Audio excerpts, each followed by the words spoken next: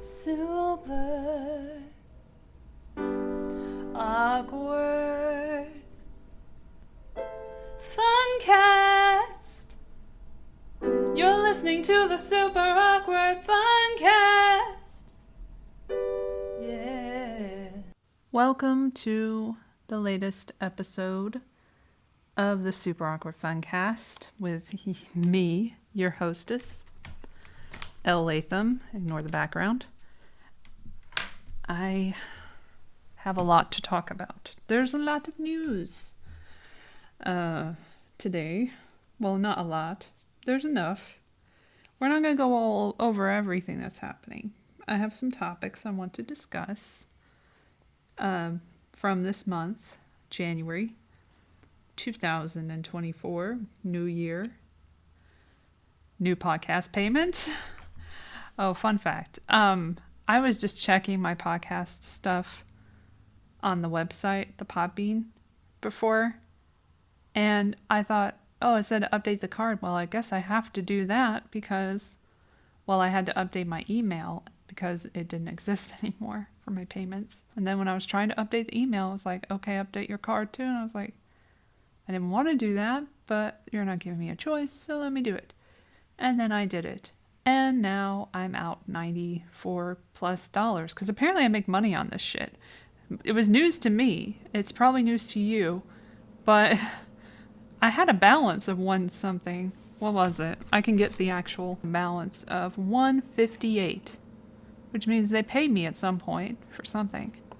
I don't remember, but it's usually $96 a year is what I'm trying to say. And it was supposed to be by February, so that was unfortunate. And I also made a purchase today, just with, everything going on. Like, it's just one thing after another.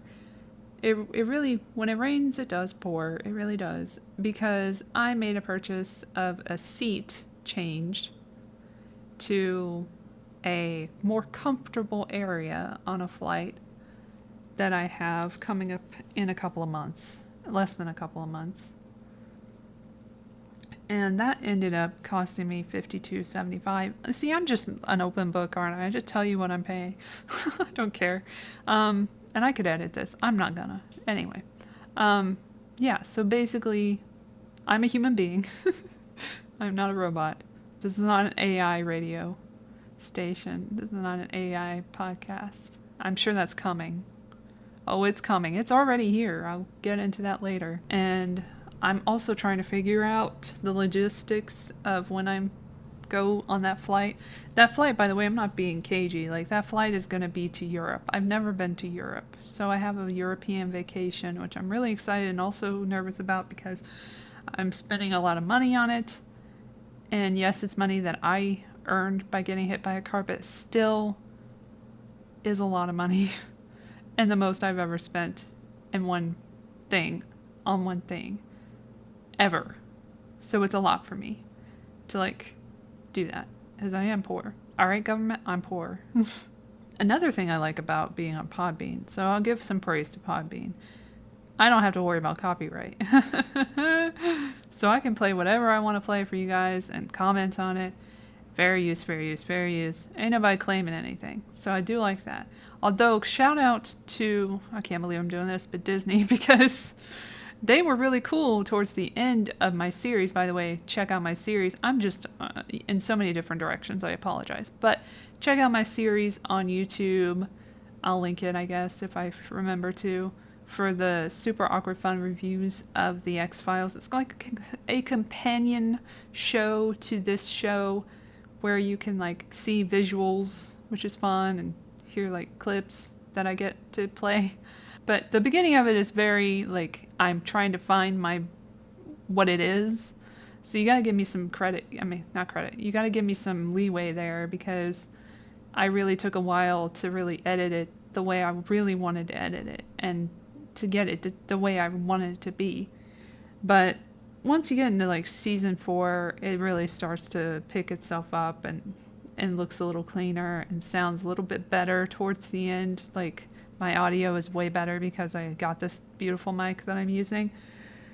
Shout out to Shure. But yeah, basically that's up it's done. So we finished that this month. I finished uploading everything. I hope that those breaks weren't too painful for anyone, or if you cared. But I really enjoyed doing that series, and I really need people to see it, and I would like to have your appreciation for it, because it was a very difficult thing for me to achieve by myself. Again, no editors, I'm the editor, baby. I edit everything. I make everything. Me. Ever since, for a long time, I've been like doing this alone, and then I get the guests if I get them, and then they come on, and it's through like my booking skills. So there's no co-host anymore. Eventually, maybe at some point, I'll try to get someone if I ever meet anyone again. It's not looking good. It's really hard to meet people in LA nowadays and to not look like a weirdo. We said something else. I said something else. We didn't say anything. I said something else about something else, but I forgot what the something else was that I said. Something to do with the flight. Yeah, the flight. Okay, so the flight is to Europe. I've never been to Europe. I will figure out when I will record. I don't know about March.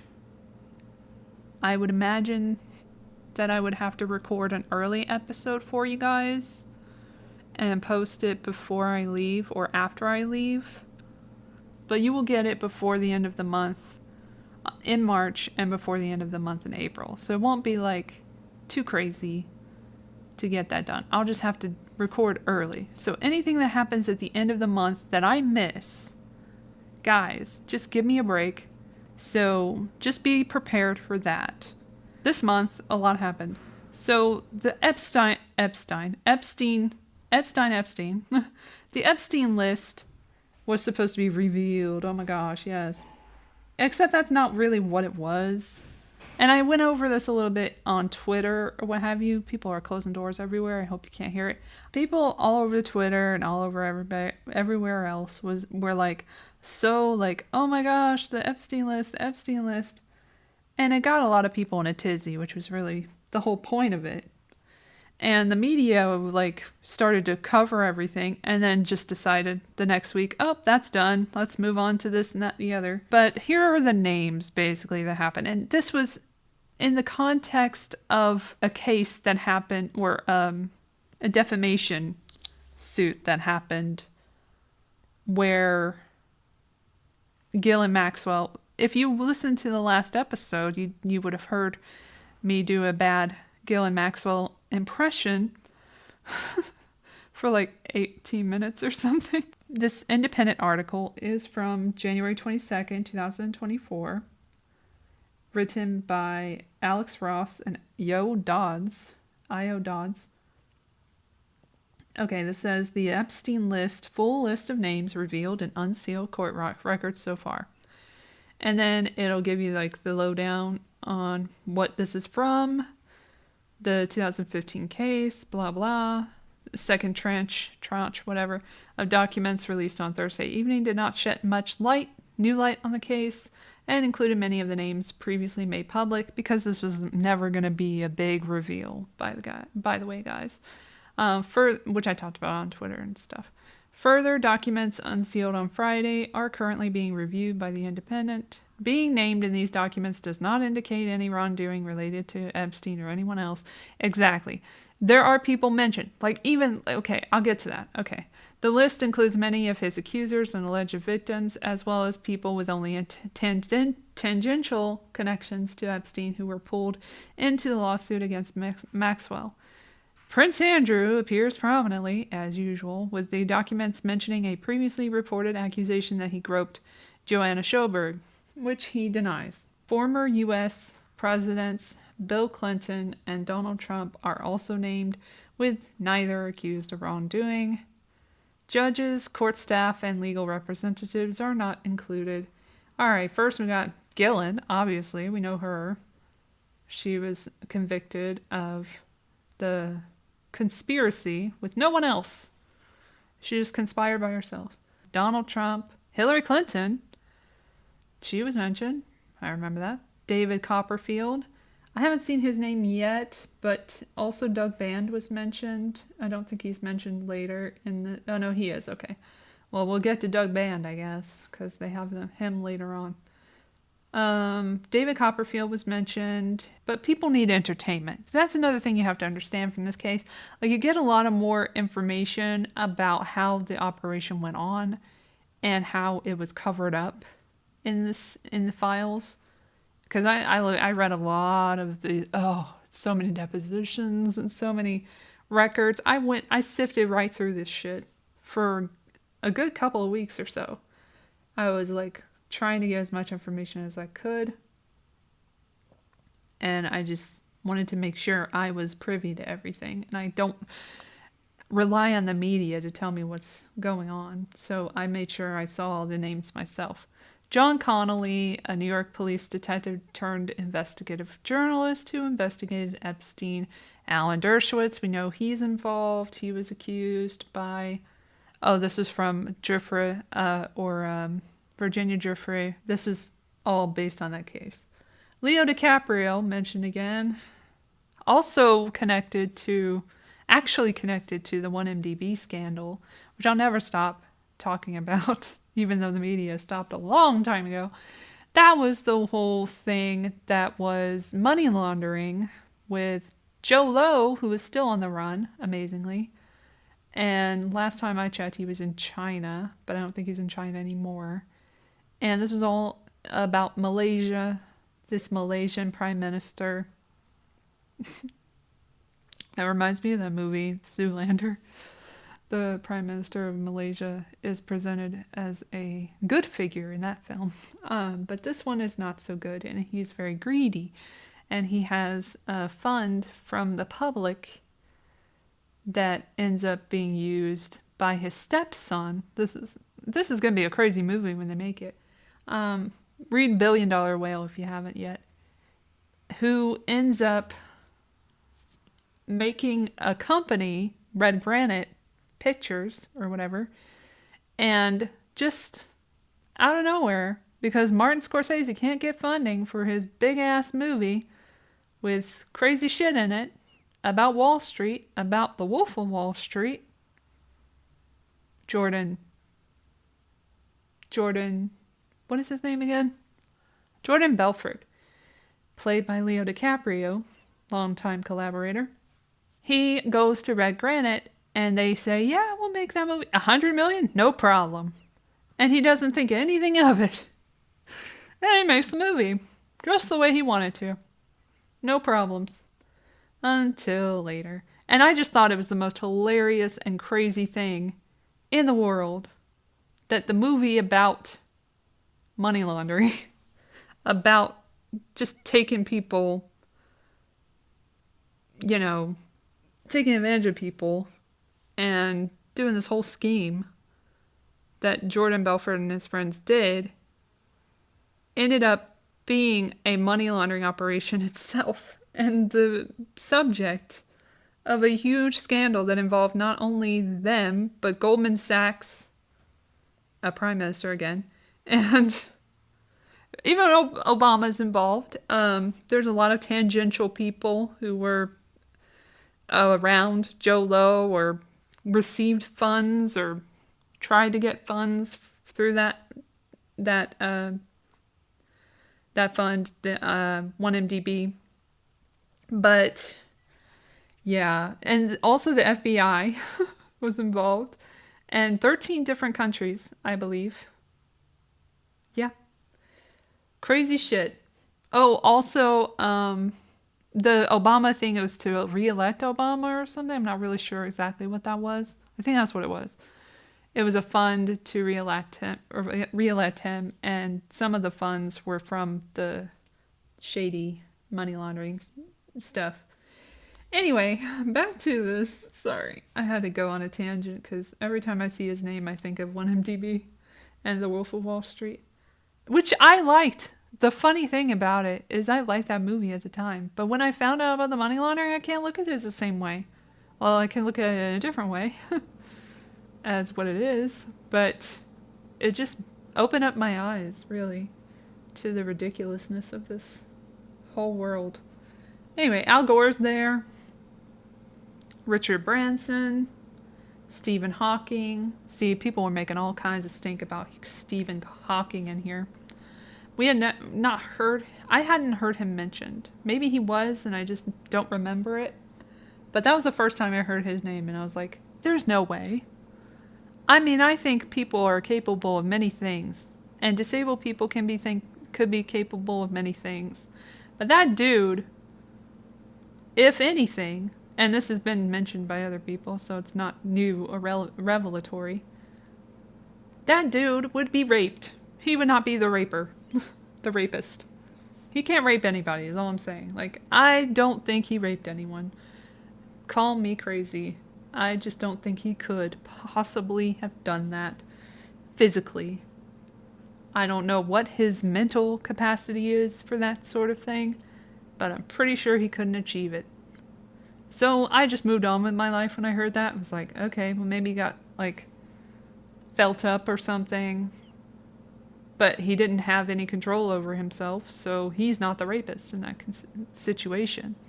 So what am I to say about that? And I mean, it's easy to say, like, he could be coerced in whatever way. Like, there's no rape case that you can make.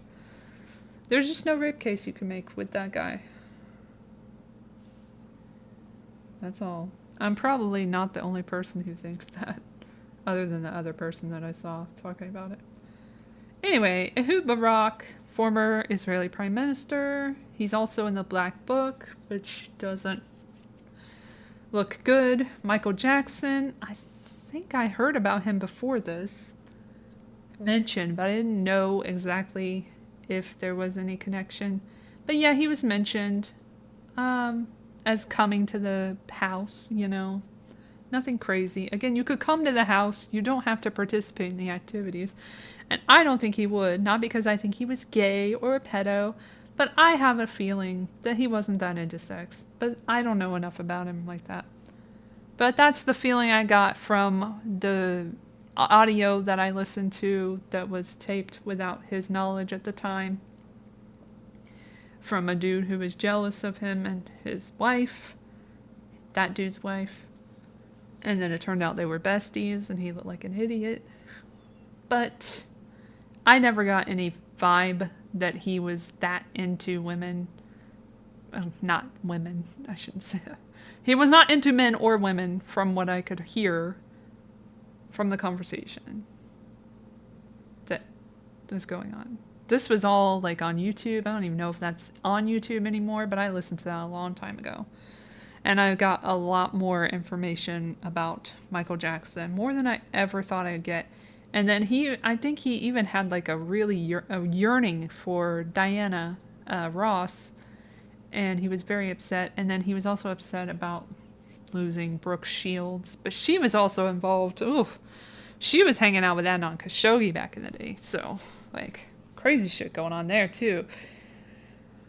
I don't know, but nothing really stood out to me as abnormal about him. But this was him as a young star. So, you know, it's possible in his elder age he could have gone really cray-cray.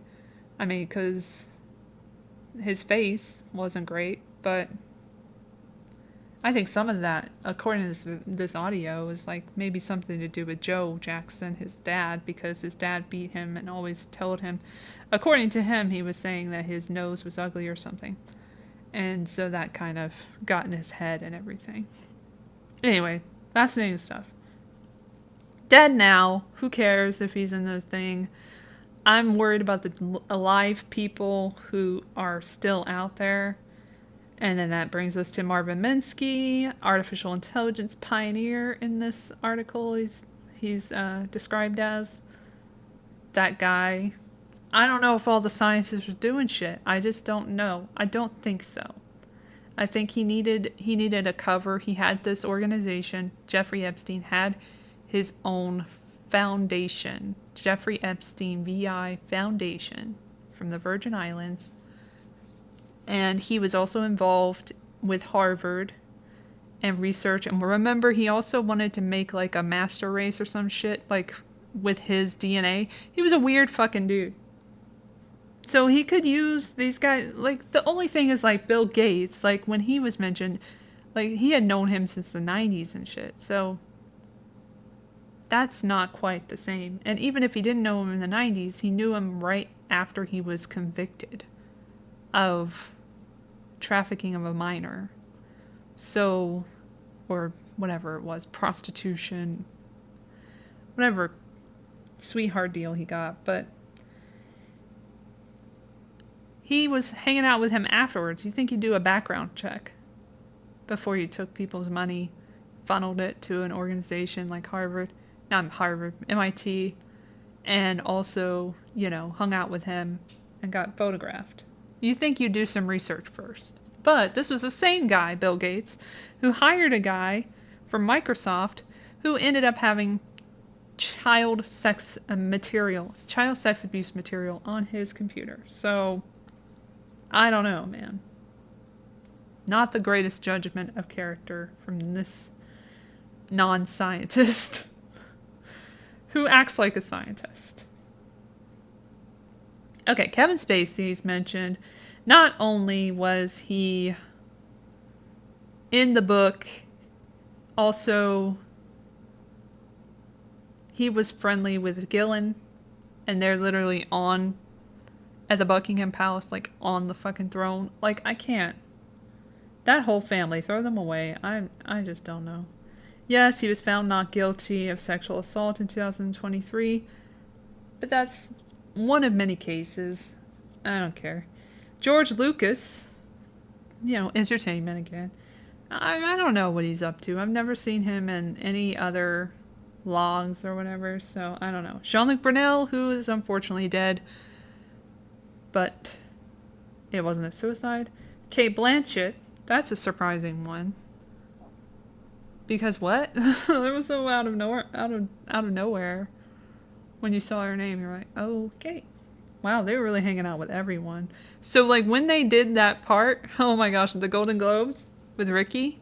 Oh, let's get to that part. I'm going to play it. I didn't think I was going to play it, but I'm going to play it. Let's play that monologue.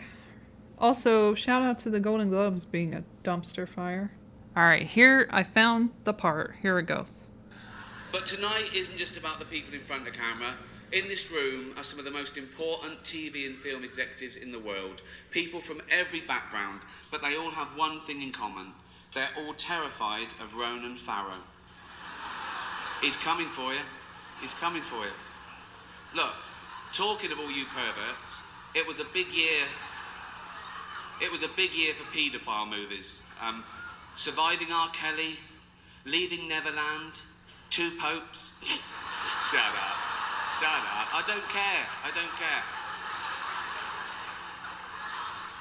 Many talented people of colour were snubbed in major categories. Unfortunately, there's nothing we can do about that. The Hollywood foreign press are all very, very racist. So, fifth time. So, we were going to do an in memoriam this year, but when I saw the list of people that had died, it wasn't diverse enough. It just, no. It was mostly white people, and I thought, nah, not on my watch. Maybe next year. Let's see what happens. No one cares about movies anymore. No one goes to the cinema. No one really watches network TV. Everyone's watching Netflix. This show should just be me coming out going, well done, Netflix, you win everything. Good night. But no, we got to drag it out for 3 hours. You could binge watch the entire first season of Afterlife instead of watching this show. That's a show about a man who wants to kill himself because his wife dies of cancer. And it's still more fun than this, okay? Spoiler alert, season 2 is on the way, so in the end, he obviously didn't kill himself. Just like Jeffrey Epstein. Shut up. I know he's your friend, but I don't care. You had to make your own way here in your own plane, didn't you? Right, but seriously, most films are awful. Lazy. So that was a part where it was like, right after he said that, it cut to reaction shots of the celebrities and stuff, and one of them was Kate Blanchett. So I just immediately thought of that when I saw that part. I mean, when I saw that her name was there. Okay, Naomi Campbell. We already know about her. She's just a jerk. Heidi Klum. Didn't know about that one. I don't remember reading about her. But I guess with the models and everything, it kind of makes sense. Sharon Churcher, British journalist. She was mentioned as interviewing Giuffre, Virginia. Bruce Willis mentioned here. Bianca Jagger, activist and wife of the frontman Mick Jagger, who has his own issues. Bill Richardson,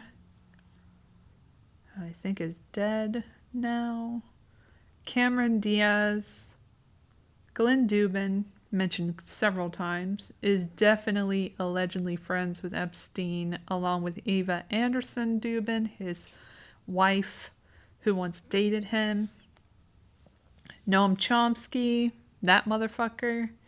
Tom Pritzker, the Pritzker family is mentioned, or Tom Pritzker is mentioned, and that makes you think about the Pritzker family and their big legacy as well.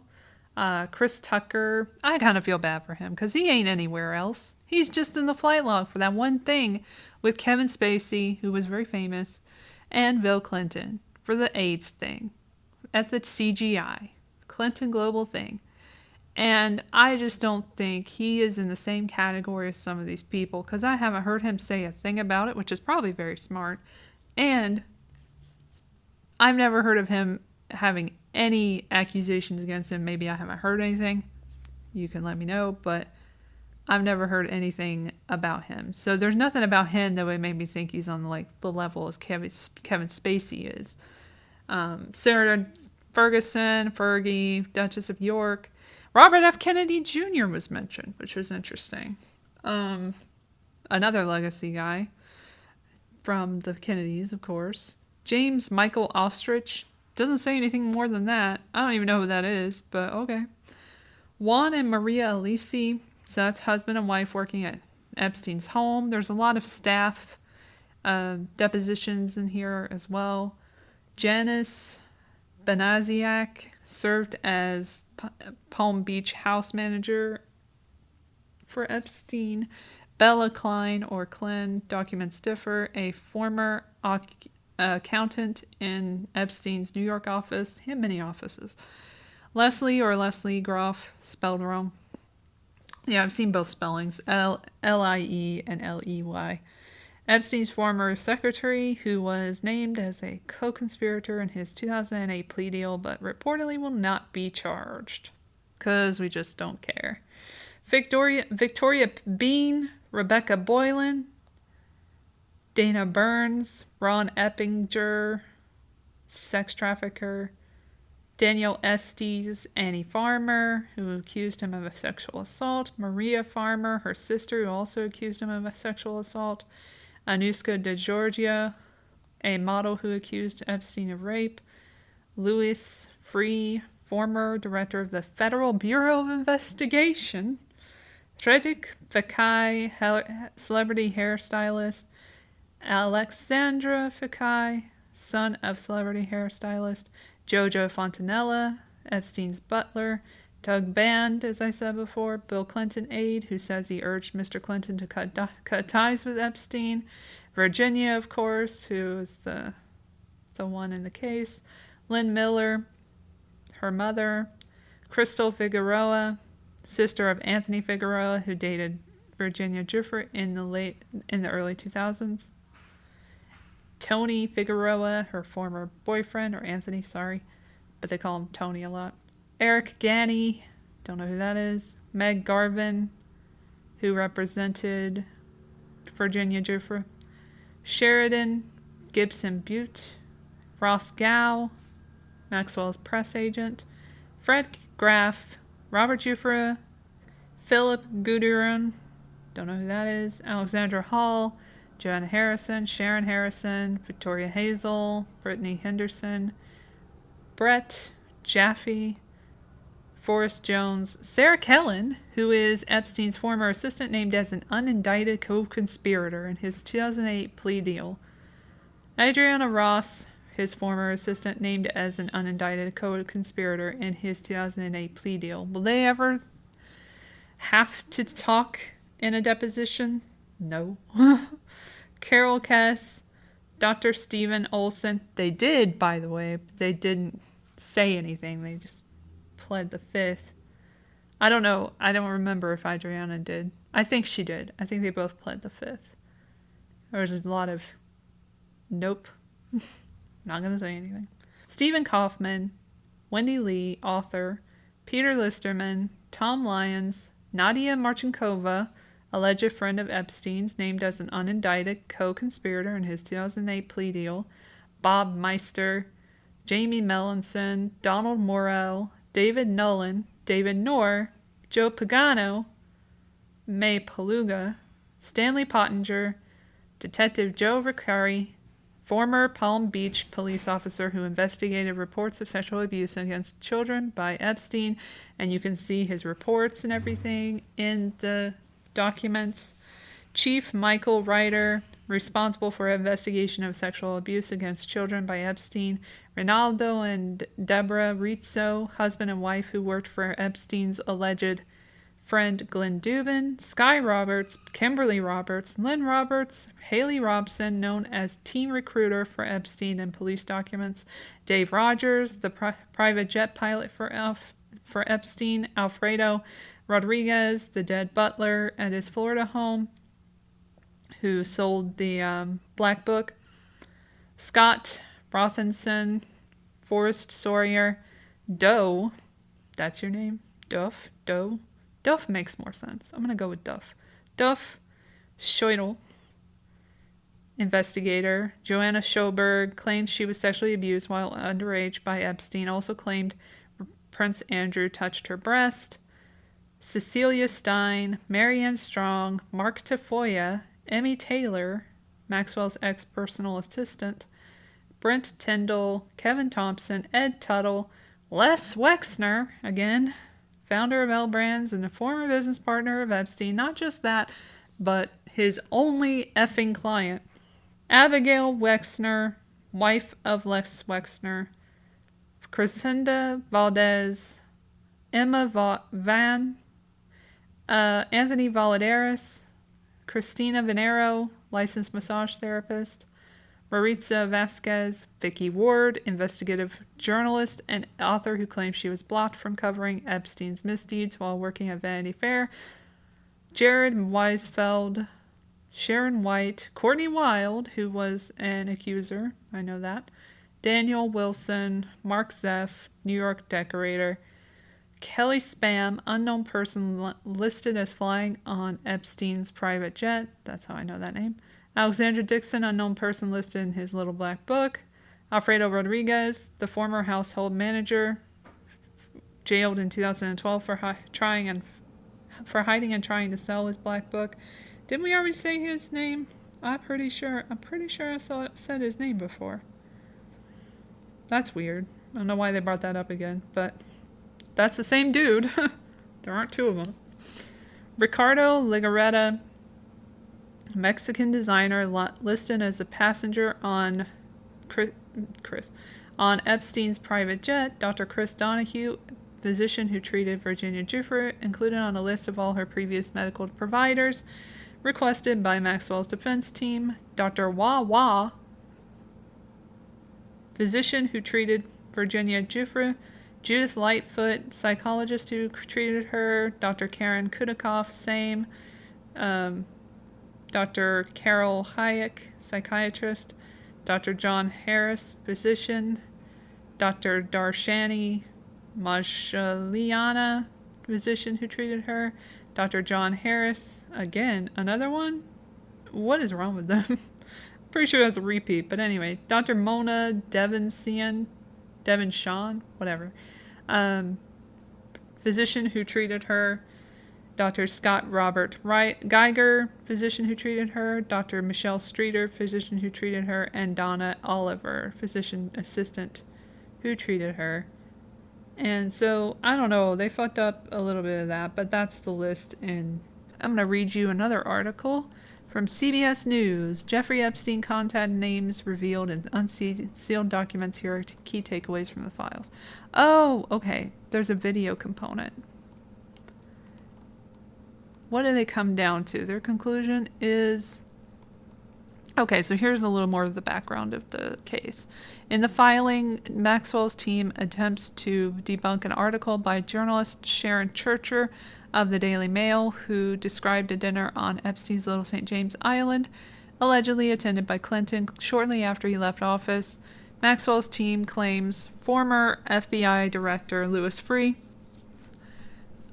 submitted a report wherein he concluded that President Clinton did not, in fact, travel to, nor was he present on Little St. James Island between January 1st, 2001 and January 1st, 2003. And goes on to say Secret Service assigned to the former president would have been required to file travel logs. Also named in the documents is Sarah Carlin, a former Epstein employee who has been accused by one adult victim of knowingly scheduling her flights and appointments with the financier, and Maxwell. Her spokesperson had said in a 2020 statement to CBS News that Carlin scheduled those appointments at the direction of Epstein and Maxwell and was herself sexually and psychologically abused by Epstein for years. The statement noted Carlin deeply regrets what she had any part in, but not that she had any part in it. Not enough to actually give answers in a deposition. Like, what are you hiding? That's all I have to say. This is on January 9th, 2024, this article, by the way. And it's written by Kara Tabachnik, Allison Elise Goodyear, whatever your last name is. Anyways, that's a little bit of that. What happened in the case? When they want to... Okay. Among the documents released Thursday is a 2016 deposition from Joseph Burkari, a former detective with the Palm Beach Police Department who led the investigation into allegations against Epstein of sex abuse and trafficking that culminated in the 2008 plea deal. In the deposition, he states that he interviewed around 30 girls who were either asked to or gave massages at Epstein's home. He said the young women told him they were offered money to recruit more girls. The 18-page released deposition has large gaps where pages were not included. Yep, it does. Lots of redactions. Oh, and about Michael Jackson, it says that in the deposition from Schoberg, released January 3rd, she's asked if she met anyone famous when she was with Epstein. She says she met Michael Jackson at Epstein's house in Palm Beach. She said she did not give him a massage. Like I said, he ain't into that. And did not accuse him of any wrongdoing. And then about Robert F. Kennedy Jr., Alisi testified in his witness deposition released January 5th that he saw Robert F. Kennedy Jr. at the house but did not specify when. The independent presidential candidate, who is not accused of wrongdoing, has previously said that he traveled twice on the plane with his family. So at least he was, the names that we got, by the way, I forgot to mention, the names that you get from this is because they have given permission to release those names, to have their name unsealed. So if they didn't do that, then they look a little more guilty than if they did. I've spent so much time on this topic, so let's move on straight to the topic of the day, which is not even mentioned anymore in the news, so we'll kind of breeze by it, but it is the topic that I want as my title, because we must not forget what a nuisance the WEF is, World Economic Forum. World Economic Forum held their annual meeting in January, from January 9th, I believe, yes, to January 19th. That can't be correct. 14th to 19th. The pre-annual media briefing was on the 9th, so it's on this page. So basically, let's just do like a rundown of what happened. Like, I'm going to focus on the things that were most interesting to me. Technology in a Turbulent World, which has good old Sam Altman, Mark Benioff, Julie Sweet, Fareed Zakaria hosting, and Albert Bourla. And the description of this discussion is: as technology becomes increasingly intertwined in our daily lives and important for driving development and prosperity, questions of safety, human interaction, and trust become critical to addressing both benefits and risks. How can technology amplify our humanity? It can't, but anyway. Basically, like, the main thrust of this meeting was that we're focusing on rebuilding trust, and there's too much disinformation, and we're not producing it, so we don't like it. All right, so Jeremy is from the UK. He's speaking for the UK. I'm trying to remember where he is. He doesn't say much, so it's easy to find where he says something interesting. Because it's not very often. Julie Sweet is an insane person. She's from Accenture. They are partners with the WEF. Oh, here he comes. Here he comes to save the day. Not really. Mr. Chancellor, you're a politician. The issue that Sam raised about trust, that Mark Benioff raised about trust, does seem central. How do you get people to trust AI? Should they trust AI? No. And should government regulate AI so that it is trustworthy? I think we need to be light touch because it's such an emerging stage. You can kill the golden goose before it has a chance to grow. I remember the first time I went on ChatGPT, I said, "Is Jeremy Hunt a good Chancellor of the Exchequer?" Oh no. And the answer came back, "Jeremy Hunt is not Chancellor of the Exchequer." So I said, "Yes, he is. And is he a good one?" And the reply came back, "I'm sorry we haven't lived up to your expectations, but Jeremy Hunt is not Chancellor of the Exchequer." So there's a kind of certainty about the responses you get, which is often not justified. But I think, look, we can all do tremendously well out of AI. The UK is already doing well. London is the second largest hub for AI after San Francisco, and the UK has just become the world's third largest tech economy, trillion-dollar tech economy after the United States and China.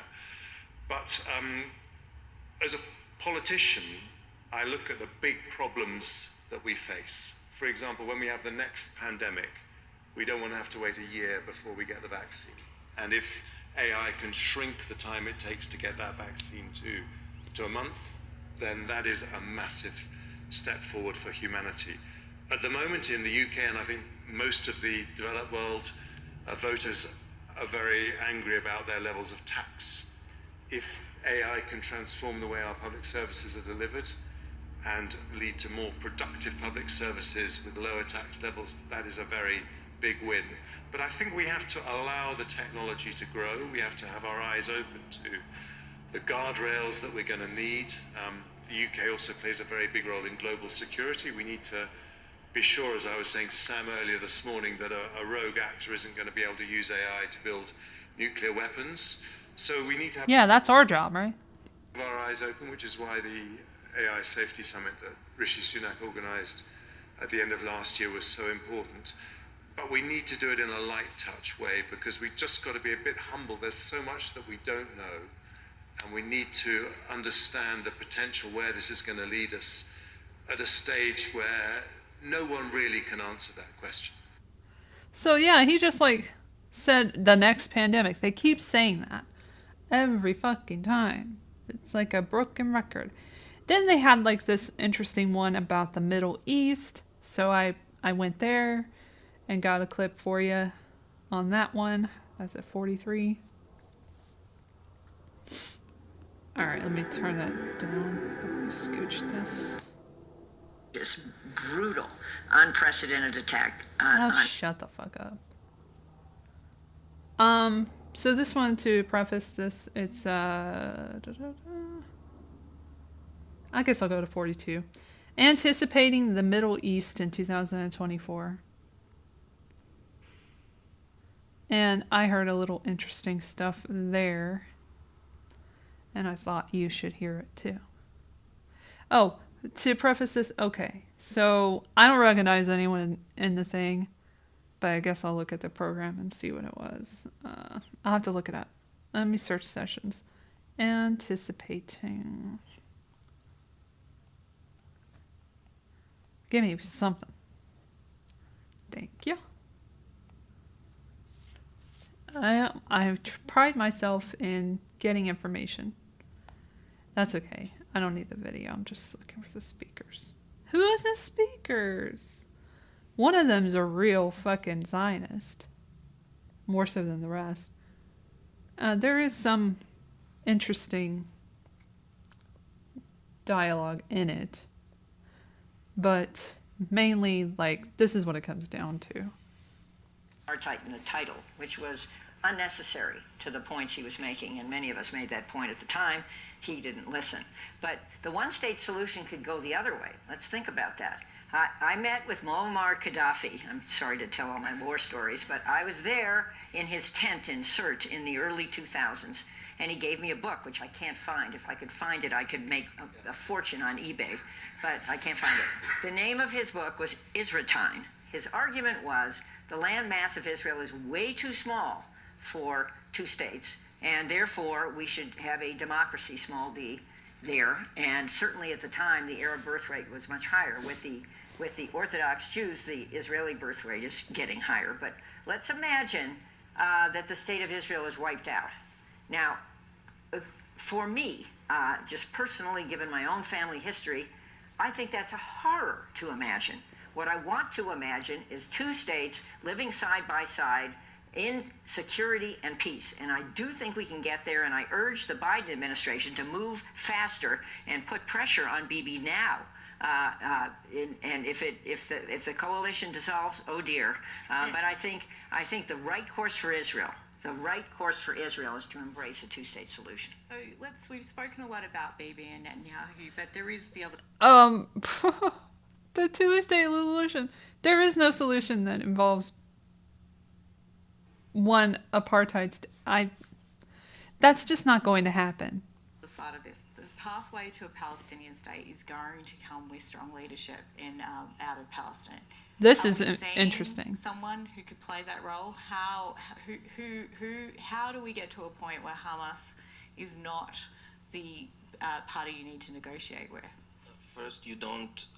You end the situation where you have a president who is in his 18th year of a 4-year term. Okay, I'm speaking about President Abbas, and the biggest mistake the Biden administration did in its first year when it comes to the Israeli-Palestinian conflict is the fact that it allowed Abbas to postpone the elections once again. There is a massive political change needs to happen on the Palestinian side, that it needs to go through elections. You have 5 million Palestinians in the West Bank and Gaza that did not choose their leadership for years. So how would we expect any change if people cannot, people are so disenfranchised and have no ability to determine their own leadership? I want to bring you in here. Who can take the Palestinians in terms of leadership? Who do we see coming up? I think in the short to medium term, it's a total stalemate. And the two-state solution is not on the horizon. So we will continue to see a breakdown of conflict resolution in the region. And that will postpone the enlargement of the Abraham Accords. That will put pressure on the GCC countries to expand relations with Israel. So, as I said, I think that does not interfere with economic growth of GCC. That's going to thrive. But on the Palestinian-Israeli issue, I think in the foreseeable future, we have a stalemate. Okay, Okay, so that's basically the point. It was like, they're just saying right there that it's fucking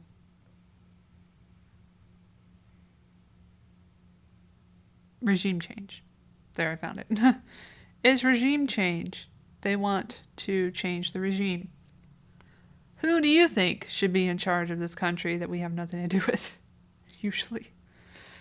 Okay. Then I have this part from the Global Economic Outlook from 10 days ago. I'm not even telling you when it is before, but this is from 10 days ago. 14 minutes in or so. I don't remember who's in this one. Let me see if I can find that. Tharman Shanmugaratnam is president of Singapore. He looks really trustworthy. Office of the President of Singapore. Ngozi, whatever. Okonjo Iweala, Director General of World Trade Organization. Mohammed Al-Jadaan, Minister of Finance, Ministry of Finance of Saudi Arabia. Francine Lacroix, Editor-at-Large and presenter of Bloomberg Television, who is doing the Q&A thing. David M. Rubenstein, co-founder and co-chairman of the Carlyle Group, which is connected to Epstein. That's funny. Then Christine Lagarde, the president of the European Central Bank. Love them. And this is Christian Lindner, Federal Minister of Finance, Federal Ministry of Finance of Germany. All right, back to it. My bad. We are witnessing a new That's normal. him. And 2023 marks this new normal. Think about the rise of artificial intelligence. We all have discussing here in Davos. Think about the geopolitical tension and the threat of fragmentation we will have to deal with over the next years. The higher debt levels after the pandemic and the energy price hikes, which has shrunk our fiscal space to finance transformation. And given the very little growth perspective of the global economy, we have to answer the question how we will be able in the future to finance transition by the private capital markets and how to fight poverty around the world. So for me, it's not normalization, it is a new normal which we have to be prepared for. And has 2023 given me hope, you asked? I would put it this way, it was a call for action, because we have to rearrange some policies, and probably we see a new need for structural reforms. Probably we are at the beginning of an era of new structural reforms. Okay, so there's like new normal economy, like it's very much Great Reset kind of language to me.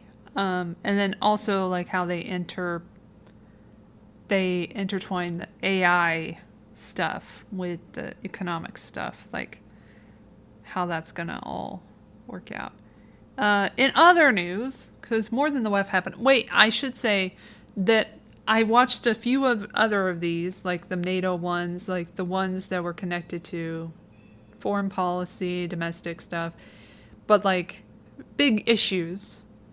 And I heard one time someone mention Trump and was scared to say that they would be president again, that he'd be president again, but looked at the future as if he was the president. And there was a lot of that kind of feeling from the people, the attendees and the speakers, that we can't just expect for Biden to be president again.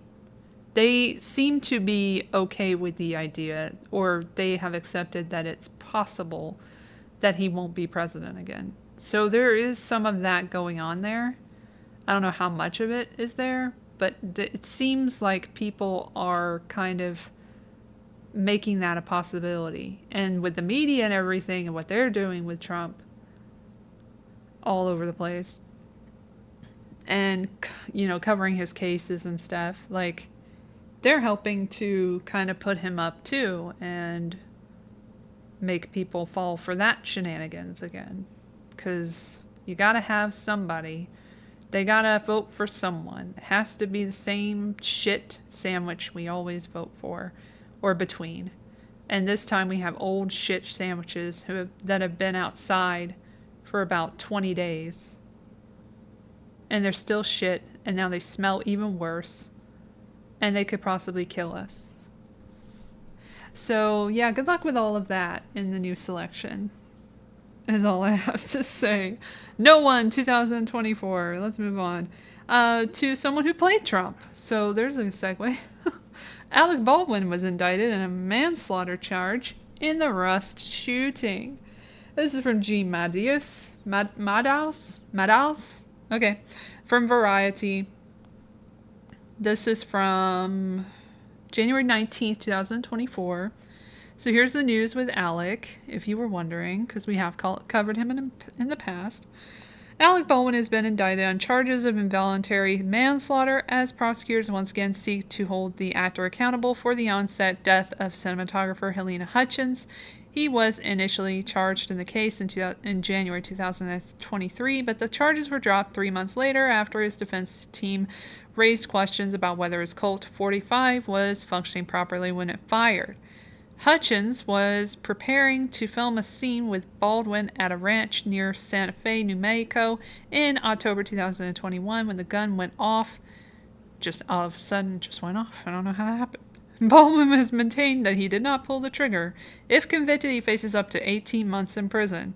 We look forward to our day in court, his attorneys Luke Nikas and Alex Spiro said in a statement on Friday.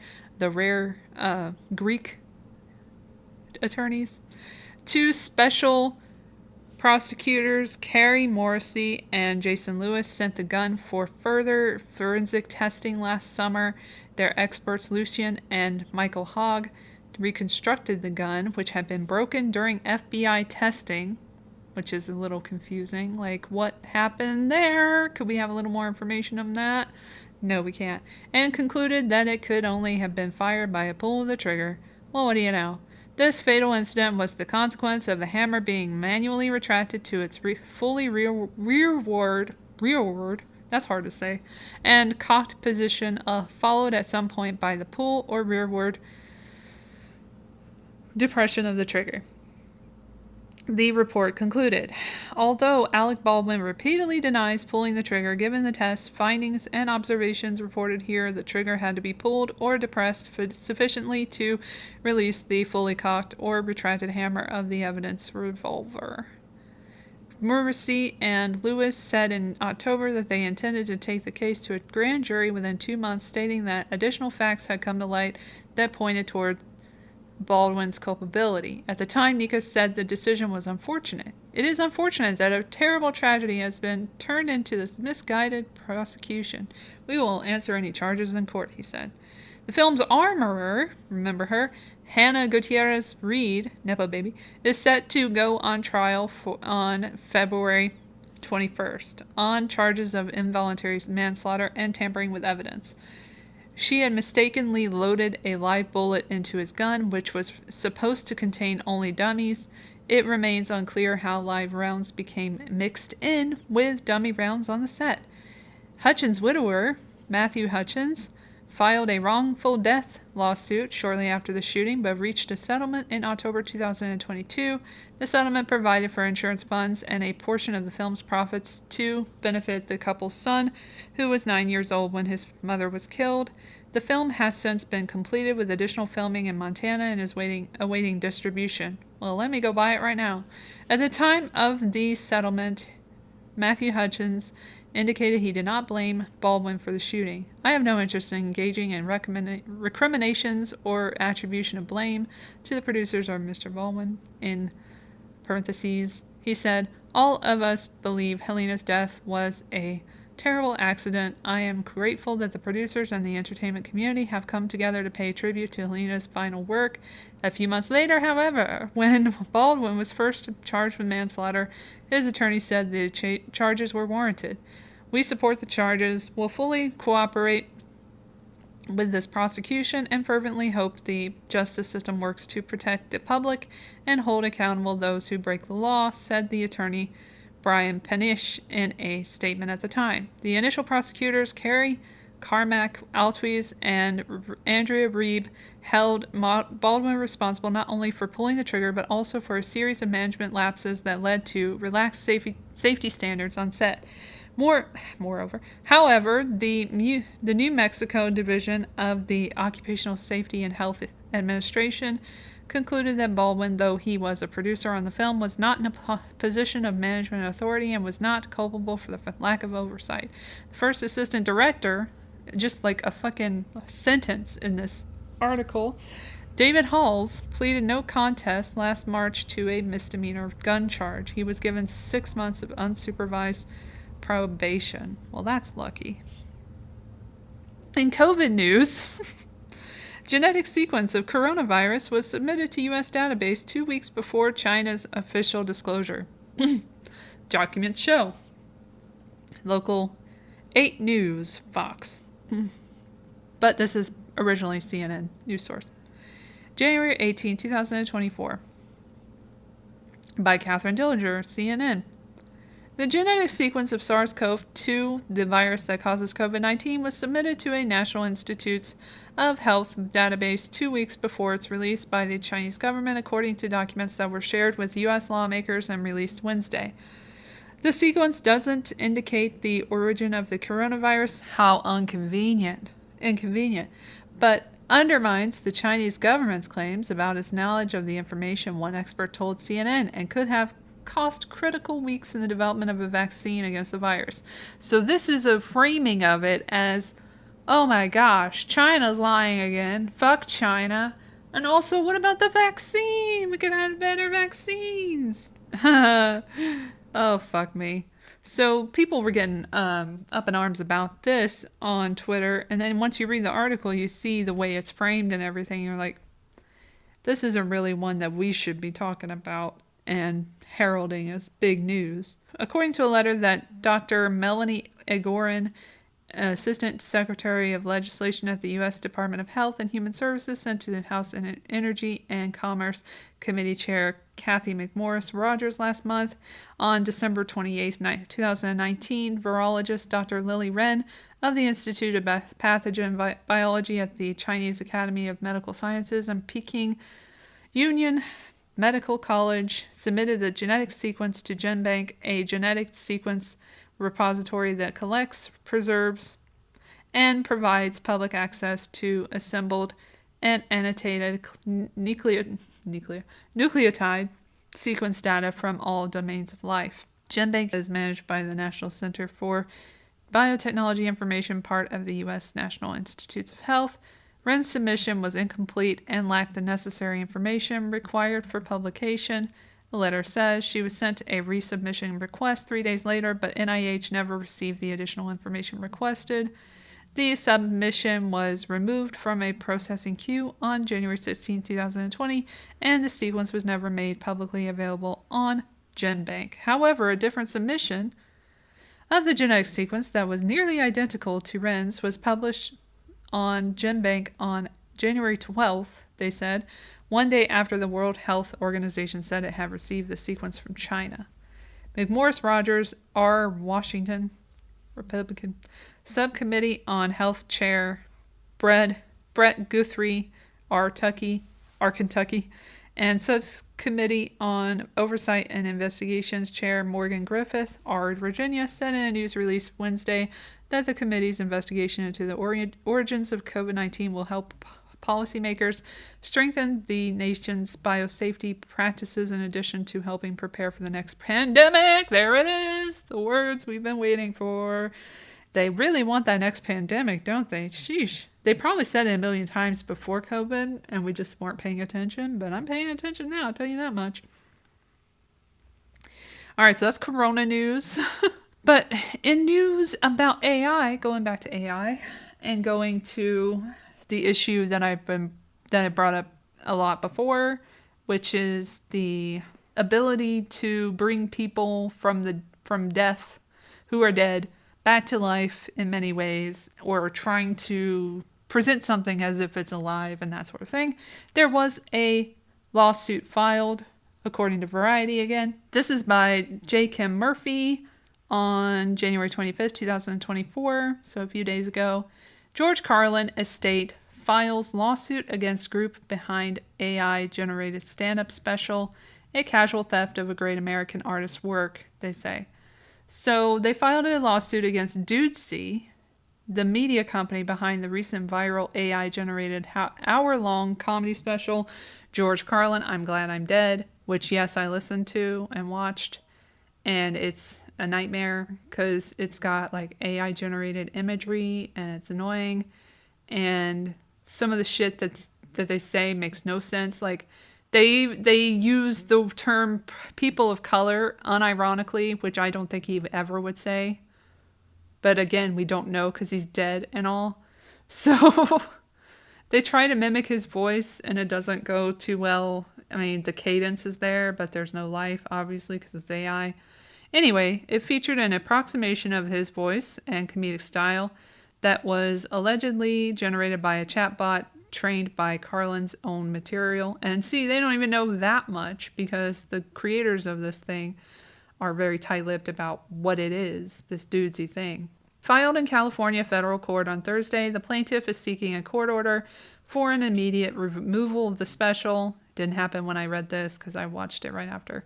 Plus an unspecified amount in damages. The lawsuit alleges that the company infringed on copyright by using Carlin's materials to train the chatbot without seeking permission or licensing.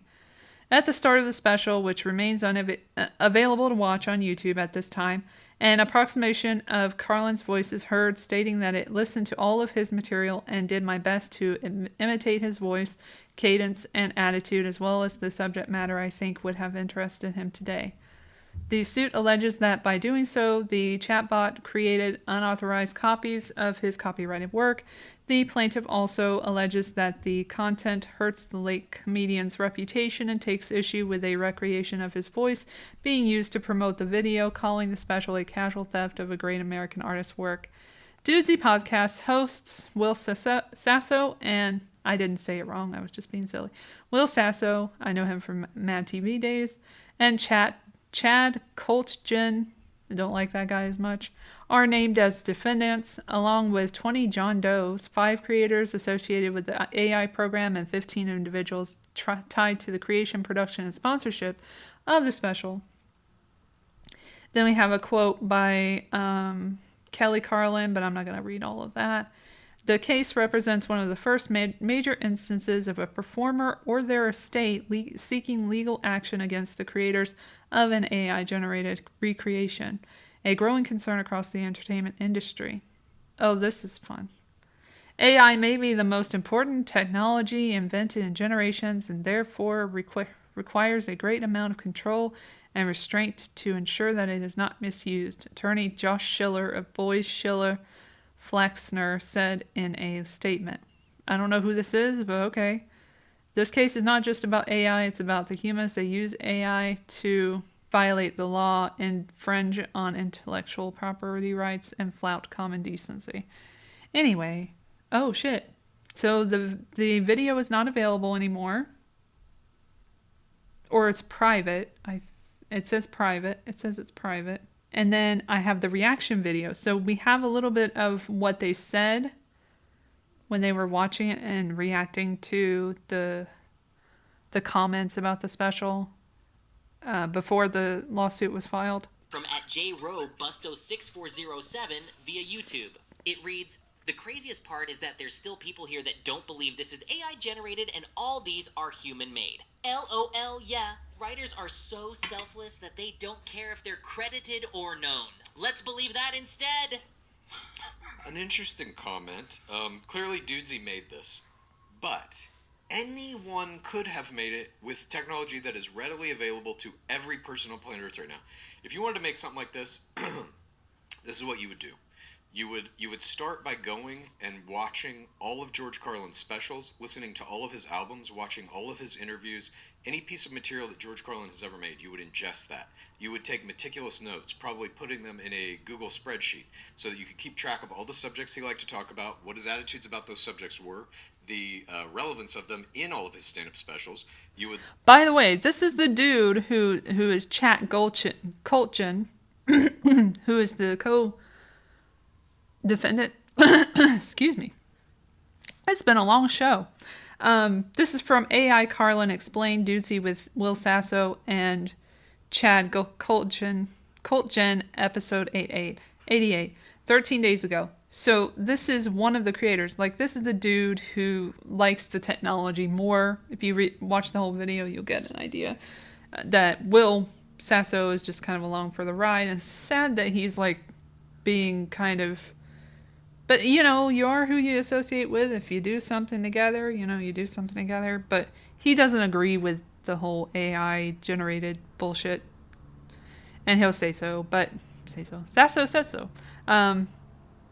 But anyway, this is the Chad guy who's talking here, which is probably not going to help his case, that he says that anyone could do this. This doesn't require talent or anything special to create this. That's kind of the point, is that it's just like something that anyone can do. It's not artistic. That's kind of the problem. But here we go. You would then take all of his stand-up specials and do an average word count to see just how long they are.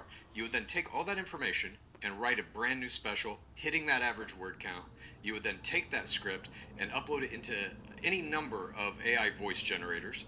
You would then get yourself a subscription to Midjourney or ChatGPT to make all the images in that video, and then you would string them together into a long timeline, output that video, put it on YouTube. I'm telling you, anyone could have made this. I could have made this. Sure. Anybody. Yeah, just do that. Just do that, anyone. All right. Our next comment is from @RealElMaximo via Instagram. It reads, I hope the enormous and well-deserved backlash over this doesn't endanger this year's hostess, Ding Dong Eat-a-thon.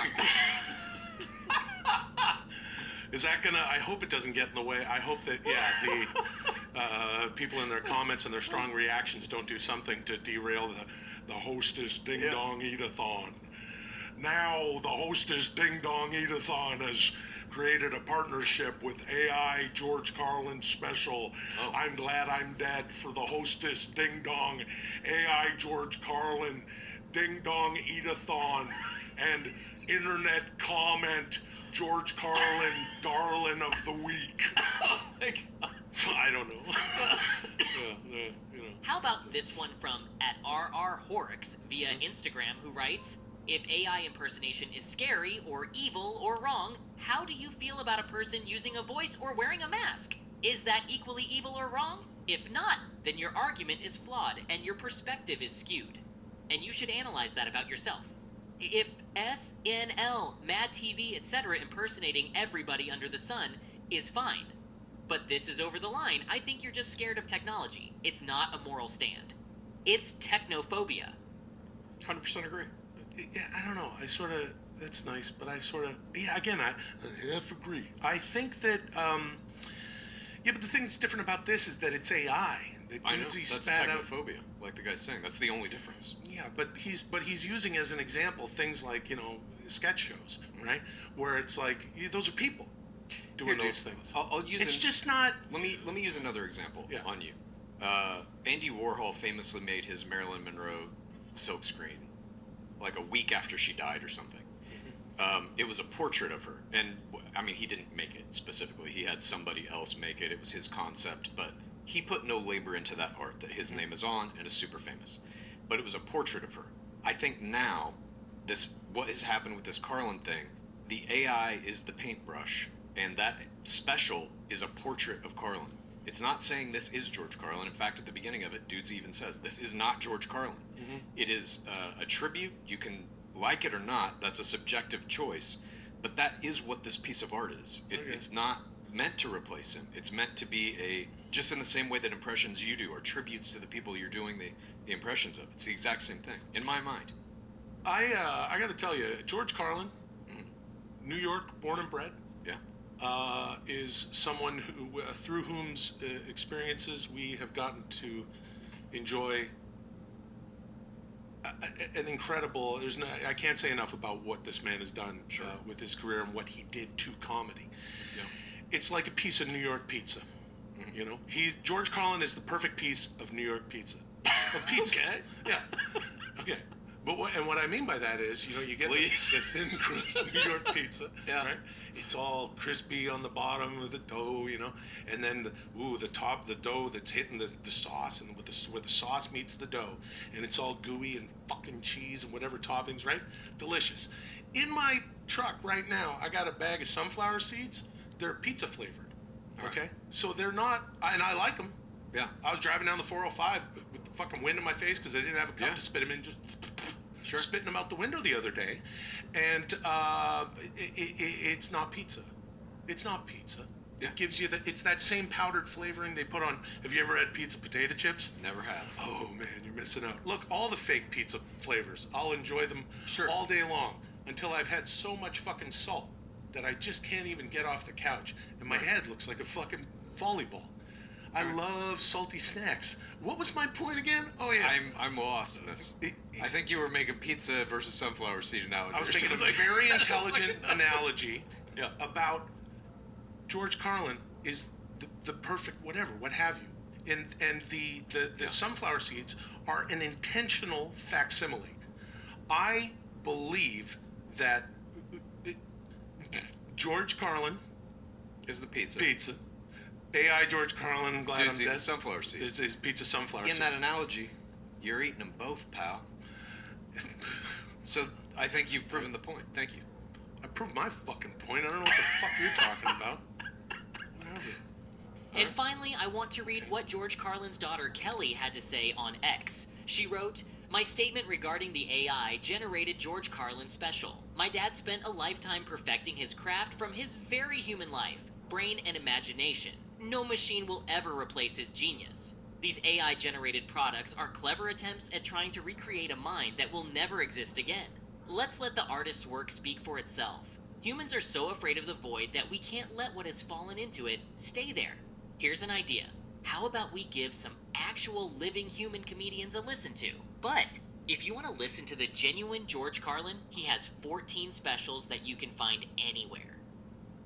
She's absolutely right. Yeah, couldn't agree with her more. What do you mean you couldn't agree with her more? If you couldn't agree with her more, then what the fuck are you saying? She's saying that it will never replace George Carlin or human stand-ups. I'm agreeing with that. That's what I'm saying. This Pizza and exists sunflower side by seeds. side. It exists side by side. AI is a different art form than humans doing stand-up comedy or anything else. It's a different thing. It's not trying to replace anything. The only point I would make is I don't quite agree that the void exists anymore. Because I think if you make data, it will outlive you. Well, but no, I agree with her. And in terms of like watching real stand-ups, human stand-ups, and especially George Carlin, it's what I did immediately after I watched this thing. I couldn't help myself. And so did I. Like I said, I watched one of his specials and just was brought back to. We had a couple of the albums when I was a kid, and I love George Carlin. He's in my. I mean, he's the GOAT. He's George Carlin, but he's also in my top 3. I love the man, and I love his art work. And art is human to human, and if nothing else, I believe she makes a wonderful point. Hopefully, any attention that this has gotten at the end of the day makes people and young people go, I want to watch some George Carlin. And if people are watching George Carlin, the real George Carlin, then the world will be a better place. Because we do need him. We need him, and we got him. Of course, he's out there, and the shit that he says can be applied to the stuff nowadays, which is why and how our good pal D put it all together, whipped it up, and said, here's what he'd say about mass shootings, here's what he'd say about this, that, and the other thing. I will say this on top of this, too. Okay, I'm kind of sick of hearing him, but because I already heard this again. I heard this before. But, yeah, basically, that's a really long clip. I apologize if you were tuning out or whatever. But it comes down to human versus AI. Humans are more important than AI because humans create AI. So it's really that simple. Chicken before the egg, like AI did not exist before humans. They exist because of humans. Humans are very flawed individuals, and a lot of them are very shady and will do the wrong thing in many instances, and that's why AI can't be trusted. That's my opinion. What is it worth? To you, I don't know. But moving on. There's other news. So there's Elon Musk news, because he just can't stay out of the news. for 1 minute. And it's not good news. So let's leave on that. What's Elon up to? Let's find out. You probably already know, but just in case you don't. Okay. I guess we'll go to New York. Sorry. We'll go to NBC New York. 11 minutes ago. Breaking news. Elon Musk says, and when he says something, you know it's true, right? But we'll see. Elon Musk says his startup Neuralink has implanted a device in its first human. Musk said the first product from the brain science startup is called telepathy and will let people control their phone just by thinking. And if you like this dude, I do not know why. I will never know why. But to each their own. I don't get it, but whatever. Who wrote it, though? It doesn't say who wrote it. Until... No, it doesn't say who wrote this. That's weird. Oh, it's on NBCnews.com? Okay, I'll go there. I want to credit the person. Okay. Tech news. David Ingram, January 29th, 2024, 5:49 p.m. So it says, tech billionaire Elon Musk said Monday that his brain science startup company Neuralink had implanted a device in a human for the first time, a possible step toward a product that he said would allow people to control almost any external device by thinking. And why wouldn't you want to do that? And what problems could arise from that? And what issues will be a part of that? And what kind of wrongthink will be involved in that application? Musk made the announcement on X. He said the patient, whom he did not identify, because they're not real. No, I'm just kidding. Received an implant Sunday and is recovering well. The initial results, he added, showed promising neuron spike detection. He gave no other details about the procedure, the patient, or the device the company implanted. And I responded, fucking psycho, how many are you planning to kill? Because he's killed a bunch of monkeys and sheep and stuff in the lead up to this. So I'm just wondering how many humans he's planning on killing. Scientists for decades have worked on similar ideas for brain-computer interfaces that, if successful, could one day assist people who are physically disabled, change how people communicate, or more. There was no immediate independent confirmation of Neuralink's progress. One of Neuralink's competitors, oh, they'll know, Precision Neuroscience, implanted its device in a human for the first time last year. Well, congratulations. Something to be proud of. Musk's announcement comes 8 months after Neuralink said it had received approval from the FDA, who approves anything now, to conduct its first inhuman clinical study. In September, Neuralink said it would begin recruiting patients for the study. And now they got one. Yay! And his actual tweet says, the first human received an implant from Neuralink yesterday and is recovering well. Initial results show promising neuron spike detection. And then I responded, how many are you going to kill? And then Neuralink, which is based in San Francisco, did not immediately respond to a request for more information. The FDA, which regulates medical devices and would need to approve any consumer product, did not immediately respond to a request for comment on Musk's announcement. Neuralink has said it was building a brain implant called the Link to help patients, including those with severe paralysis, use external technologies. Musk said Monday that Neuralink's first product would be called telepathy. He did not say whether it was a new device or a new name for the previously announced device. Neuralink has faced accusations in recent years that it mistreated some of the monkeys it used in its experiments, hence my comment. The Agriculture Department said last year, after an investigation, that it did not find any violations of animal research rules other than a self-reported 2019 incident in which a Neuralink surgeon used an unapproved sealant to close holes drilled into a monkey's skull. Reuters reported. If they did that to a fucking human, come on. The outrage would be immense. The telepathy product would allow people to control their phones or computers, transhumanism, and through those devices, almost any other device with thought only, Musk said. Initial users will be those who have lost the use of their limbs, he wrote on X. Imagine if Stephen Hawking, back to him, didn't even try that, could communicate faster than a speed typist or auctioneer. That is the goal. Musk co-founded Neuralink in 2016, adding it to a roster of other companies he leads, including Tesla and SpaceX. He bought X, formerly known as Twitter, in 2022. Neuralink is backed by more than 30 investors, including PayPal co-founder and Bilderberger, Peter Thiel's Founders Fund, according to TechCrunch. Musk said in 2022 that he plans to get one of the Neuralink implants himself. Yeah, sure he does. We'll see if that happen. That will totally happen.